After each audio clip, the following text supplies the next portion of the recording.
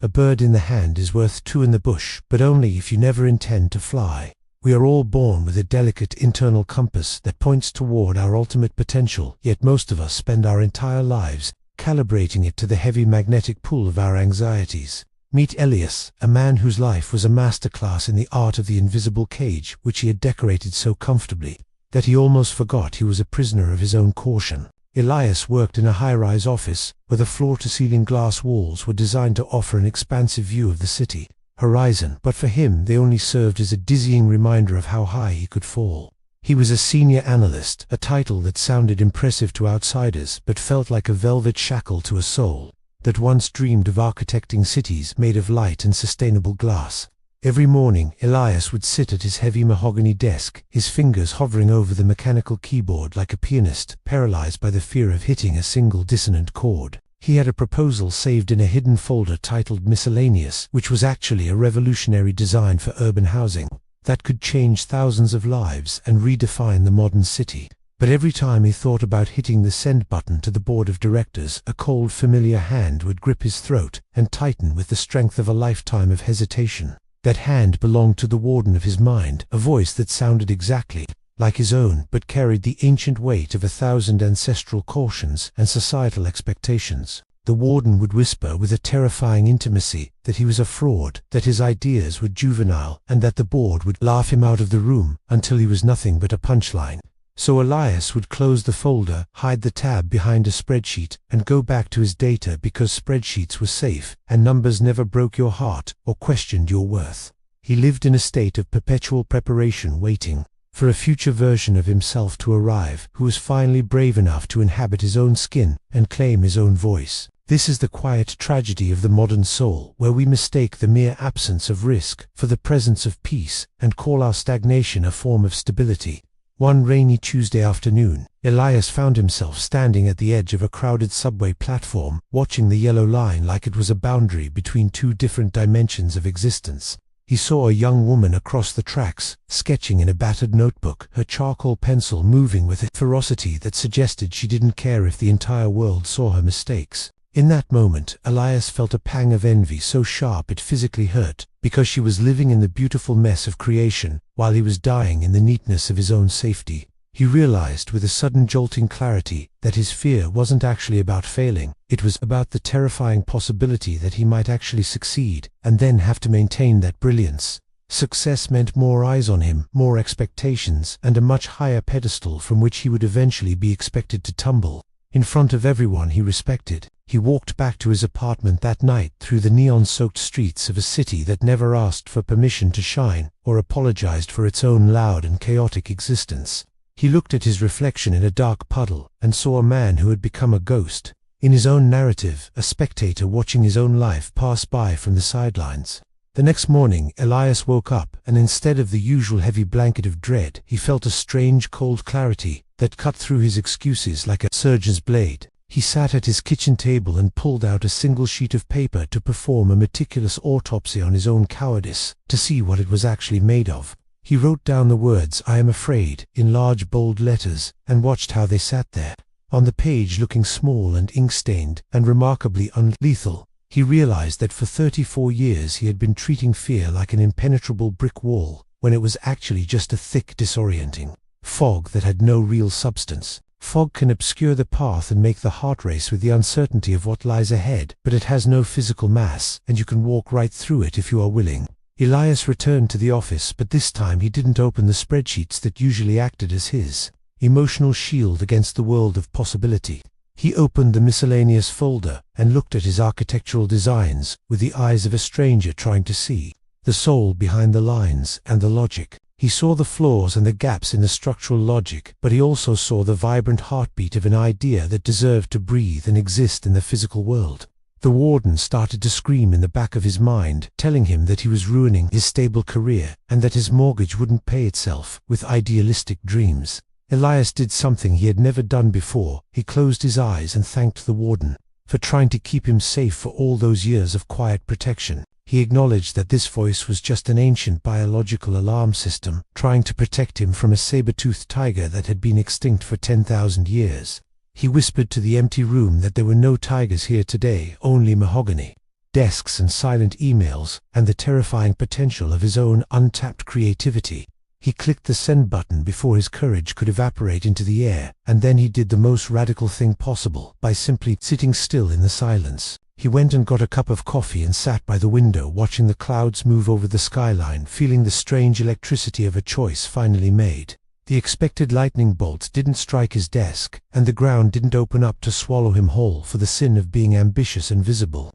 He felt a strange lightness, as if he had dropped a heavy backpack he had been carrying since the third grade, a weight he had forgotten was even there. 2 hours later his phone buzzed with a notification from the CEO, and for a split second the old paralyzing panic returned like a returning tide to the shore. He breathed through the sensation, reminding himself that his worth was not tied to the response but to the monumental act of sending the email in the first place. The email didn't say the idea was perfect, it said the idea was provocative, and it invited him to present it to the full board on Friday morning. Now a new and more sophisticated fear emerged, the fear of the spotlight, and the fear of being seen in his entirety without the mask of his corporate title. Elias spent the next 3 days in a fever dream of preparation, not trying to achieve an impossible perfection, but trying to find the core of his own honesty. He realized that perfection is just a high-end version of procrastination used by those who are too scared to be human and too proud to be vulnerable. Friday morning arrived, and Elias stood at the heavy oak door of the boardroom, feeling his pulse drumming against his collar like a trapped bird trying to escape its cage. His hands were shaking, so he put them in his pockets and felt the cold fabric of his suit grounding him in the reality of the present moment. He walked in and saw the board members, 6 people with tired eyes and expensive watches who had seen 1,000 polished presentations and heard 10,000 empty promises. He started to speak, and his voice cracked on the very first sentence, echoing in the room like a shattering glass and exposing his nerves to everyone present. In the past, that crack would have been the end of him. He would have spiraled into deep shame and apologized his way out of the room in a state of total defeat. But today he just paused, took a long sip of water, and looked the CEO directly in the eye with a smile that was both tired and triumphant. He told them that he was nervous because what he was about to show them actually mattered to him on a level that went beyond profits and quarterly projections.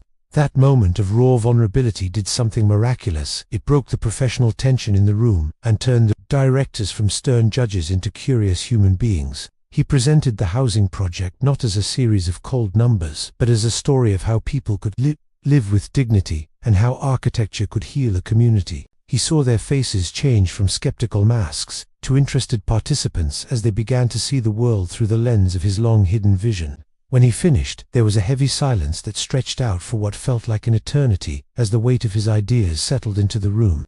Then the CEO leaned forward and asked how soon they could start the feasibility study, and who else would need to be brought on to make this vision a reality. Elias walked out of that room a different man, not because he had won a lucrative contract, but because he had finally won a long and bloody war within himself.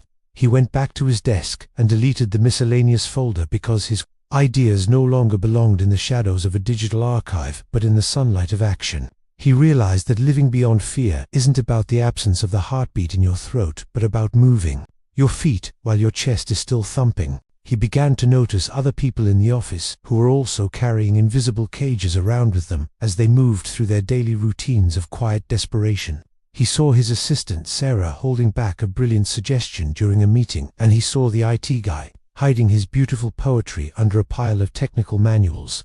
Elias realized that the world is a collection of inhibited giants waiting for someone to give them the permission they are too afraid to give themselves. He started to use his new influence to create a culture where failure was seen as vital data rather than a moral failing or a career-ending death sentence. He understood that the only real failure is the refusal to participate in the grand and terrifying experience of being fully alive and seen. His housing project broke ground 6 months later, and Elias stood in the red dirt wearing a yellow hard hat and feeling the warm wind on his face. He watched the massive cranes lift the steel beams into the blue sky and thought about how these buildings were once just a ghost in a hidden folder. Fear will always be a passenger in the car of your life because it is a fundamental part of the biological machinery of being a sensitive human. The secret to a life well lived is making sure that fear never gets its shaking hands on the steering wheel or dictates the destination of your journey.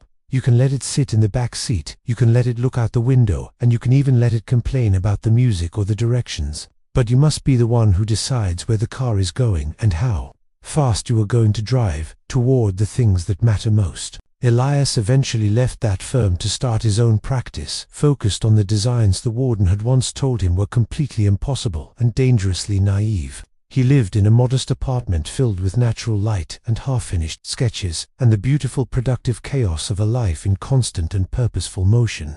He still felt afraid sometimes when a big deadline loomed, or when he had to stand in front of a crowd and speak his truth to power. But now he treated fear like a nervous old friend who was just a little too worried about everything and needed a gentle hand on the shoulder. He would pat his chest and say, "I see you and I hear you, but we are going to do this anyway because the cost of staying still is too high." The life beyond fear isn't a mythical destination where you never feel a tremor in your soul or a doubt in your mind ever again. It is a way of walking through the world with your eyes wide open and your heart intentionally unprotected against the beauty and the pain of existence.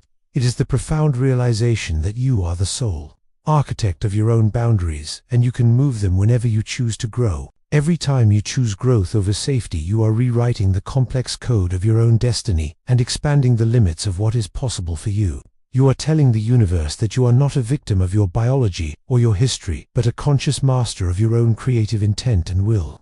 Elias looked at the young woman on the subway months later, and this time he didn't feel the bitter sting of envy or the weight of his own regret. He felt a deep sense of brotherhood because he knew exactly what it took for her to put that charcoal pencil to the paper in a public place. He knew that every stroke was a quiet victory over the silence and a refusal to be invisible in a world that often demands conformity. He knew that every breath was a choice to stay in the game, and every mistake was a badge of honor in the pursuit of something real. The world doesn't need more people playing it safe and hiding their light under a bushel of excuses and well-reasoned fears of the unknown. The world needs people who are willing to be seen in their imperfection and who are willing to risk their comfort for the sake of their contribution. We spend so much time trying to fix our flaws that we forget to use our immense strengths to build something that actually matters to the people around us.